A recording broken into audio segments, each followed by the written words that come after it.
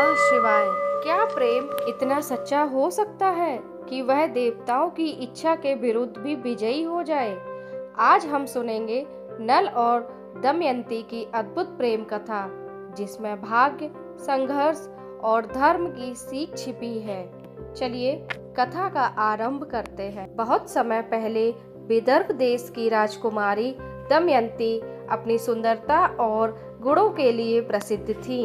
दूसरी ओर निषद देश के राजा नल अपने शौर्य और सद्गुणों के लिए जगत में जाने जाते थे। दोनों ने एक दूसरे को कभी नहीं देखा था, फिर भी उनके हृदय एक दूसरे से अटूट प्रेम करने लगे। वह समय आया जब दमयंती का स्वयंवर घोषित हुआ। स्वयंवर में नल और चारों देवताओं सहित अनेक राजकुमार उपस्थित हुए। दमयंती ने जब देखा कि देवताओं और नल सभी दिखने में समान प्रतीत हो रहे हैं, तो वह दुविधा में पड़ गईं। सभी देवता चाहते थे कि दमयंती उन्हें चुने, परंतु दमयंती का हृदय केवल नल के लिए धड़क रहा था। उसने साहस और निष्ठा दिखाते हुए फूलों की माला राजा नल को पहना दी। देवगण क्षुब्ध हुए, लेकिन दमयंती का धैर्य देखकर अंततः उन्होंने भी आशीर्वाद दिया। इस प्रकार नल और दमयंती विवाह बंधन में बंध गए, लेकिन उनका सुख अधिक दिनों तक टिक ना सका। काली नामक असुर उनके प्रेम और सुख से ईर्ष्या करता था। उसने नल में जुए की लत लगाई।